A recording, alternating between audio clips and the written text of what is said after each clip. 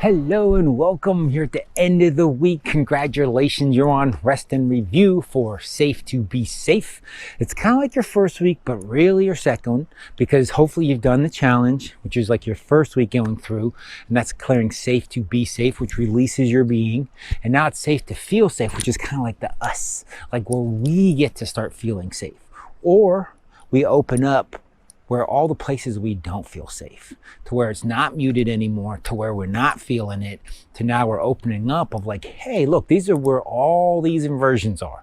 These are all the places where we're not feeling safe, right? And where we're hooked into the past, because you're not physically safe by being hooked in the past. I mean, your physical safety comes from awareness and being able to being in the present moment. You're going to be aware, but you're also going to be here and now. So that's where your physical safety comes from. And then our spiritual safety, it's inherent. Like our beingness will not be here if we weren't safe to be here or supposed to be here. So that's how we unwound in that first week with the challenge. If you somehow got here and you didn't do the challenge, make sure you go back, do the challenge. You have access to it. Do that full week, because it's going to unlock what you unlocked here way further. It's just having these two together to where your beingness is unlocked and you feel the unlocking of you feel safe, or you're unlocking to where you don't feel safe. But it's the same difference of like you're starting to open that up to where now that's not the program that's happening of like, well, it's just not safe to feel safe and it's just not safe to be safe, and I'm going to run my life that way, and then everything that I want to do to move forward is going to get pulled backwards. Right? So that's what you're unhooked. It's fantastic. And we're going to do that review. We're going to go back and like see what more can we get from what happened, and really see some of the realizations that we might not have seen in the moment, or realizations that we can see now from what we've cleared that we're getting recorded and picked up in that moment. So go back to day one. We did safe to feel safe to mom and dad. So just go back, remember like, okay, I did those clearings. What did you feel? Like, what was the difference between, like, how did the energy move when you cleared it for mom, and how did the energy move when you cleared it for dad? Like, notice what like, what happened? And then the not versions of, like, not feel safe, and for dad, not feel safe, mom, not feel safe, and, like, what happened? And what were some of the realizations that happened the 4 to 12 hours after? Like, you kicked off the warp gates, did you have to slow them down? Like, just replaying of, like, oh, yeah, they did get intense.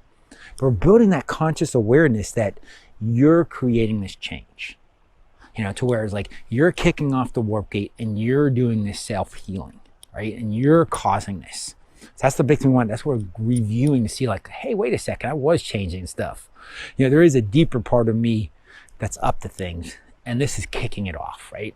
So day 2, we did safe to feel safe to mom, grandparents, on the mother side, on those grandparents. You cleared those. So thinking back, okay, safe to feel safe for my grandparents. What was that like? Maybe compared to when you did be safe, the week before, like, okay, be safe.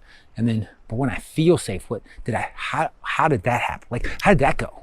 Like, what was the experience of that? And then also, you can pause the video if you need to, you will need to, be like, okay, what happened that 4 to 12 hours after, right? And kind of review of like, hey, wait a second, what's some of this warp gate kicking off? And you start getting like, wow, my unconscious was really doing some stuff.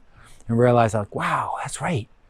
2 hours in, it started to get pretty intense. And like, did you slow it down, or did you just kind of like, oh, I had to run through it?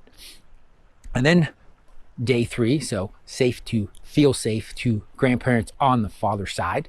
And it's like, what did you experience when you did that? Like, what was that? When you did to mom or grandmother, grandfather, what were some of the nuances? How did it feel when it felt in your body? And then also, like, what happened those 4 to 12 hours later? What was going on then? Like, when you're looking back, maybe you forgot. You just got started in your day. That's what you're supposed to do. Just go through your day. But now we're going to look back and be like, hey, wait a second. Was some of this stuff going? Was some of this stuff releasing? And did you notice it's releasing? Maybe you did. Maybe you caught it and been like, oh, what is that? And you're like, oh, wait, it's releasing. And then you felt it dissipate. Just going back, seeing the magic that was occurring. And then, so we're 3 days in. So now 4 days in is where we did siblings. We did safe to feel safe, depending on siblings that you have. If you had sisters, you have brothers, or if you're the only child, going through that, doing all the siblings. What did you feel there? Where did you feel like maybe a big hit of a clearing of like, whoa, I'm really feeling it. You slowed it down. Or one, maybe you didn't feel something, but then if you look back now, 4 to 6 hours, 4 to 12 hours, wow, some stuff came up for that sibling. That like, oh wow, that was you who kicked that off. I was just getting that, realizations that you were doing a massive amount of energy work. I'm like, hey, wait, I did kick, oh wow, I got a phone call. Oh wow, I had a new realization. New info came in from what you did on day 4. Or day 4, but 2 weeks. So the one when you're doing your siblings, right? And then day 5, we're doing the non-biological parents and the self-referencing chains, which you've had experience from the challenge. You did it once before. So once again, feel safe to the non-biological parents, which it could have been, parents that raised you, people that were like a parent to you, like a teacher or an aunt or uncle that maybe raised you, and they were like your mom, they were your dad. It's gonna be any of those. What was that experience compared to mom and dad?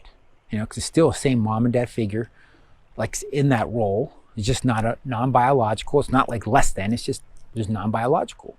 Okay, what was that experience? And then 4 to 12 hours later, what was happening during that day? Because you let it go and you're supposed to. You want it to run your unconscious. Now we're going back and mining of like, yeah, what did happen that day? And then we also did self-referencing chains, which is how you self-reference. And like kind of all the stuff, when we learn something, then we kind of like, okay, this is how I'm going to make sure it stays in place. Because it's like, oh, this is really important to be chained this way. Let me do some extra ones to make sure I can do it in case maybe they change, they flip the script, stop doing it that way. It's like, that's okay. I can fall back onto my own, self-referencing chains and keep myself in place on point. Once again, we don't want to be on point like that. It's the point we don't want to be on. But that's what the self-referencing chains do. And so we've released some of those. So what was the experience of that? And compared it to other ones, because it's a different clearing than going out and chaining a being of light to chaining yourself. It's a different type of chain. And so what was your experience of letting those go? And then also 4 to 12 hours on that of was that like, hey, wait a second, I don't feel like me? Or was it, man, I'm doing new stuff and I feel more like me? That could be another experience. So we're just looking. It's like there's not a right, it's supposed to be this way, it's supposed to be that way. We're just noticing that you're making deep, profound changes and it's happening in your life. And now we're going to bring some conscious awareness to realize on our day off of wow, I've been up to some stuff. I've been doing stuff. I'm mining deeper because you're going to pull those realizations in and be like, yeah, I've got that, and pull those in to realize when we move to our next week of all that happens. More happens than in that moment of kicking off the warp gate. And that's what these reviews are, to realize whoa, there's a lot more going on. I'm a lot more powerful than I thought, and bring that in. Then also, I'm not broken. There's all these things in play on top. And anybody has the rules. You got to do this. It's like, oh yeah, it's not going to come out that good because there's not really much wiggle room. But we're starting to let those go. And we also can look back of what are some new things that you're doing? Because you're 2 weeks in, so there could be some new things that you're doing or even contemplating that you weren't before. That you were like, oh, I'm never going to do that. Now all of a sudden you're thinking oh, how could I do that? And that's where the safety gets pulled, where it's allowed. You're allowed to start moving forward because it would create a greater level of safety, a greater level of growth for you. And that's okay now. You don't have that rule, but you can't do that. So we're going to start learning that that also builds that motivation of oh, no. I'm keep going on this because the leverage energy work that you're doing is super, super important. So hopefully did some mining. Hopefully you got some amazing realizations that you are bigger than you think you are. And until we talk again, have a blessed day or a blessed night.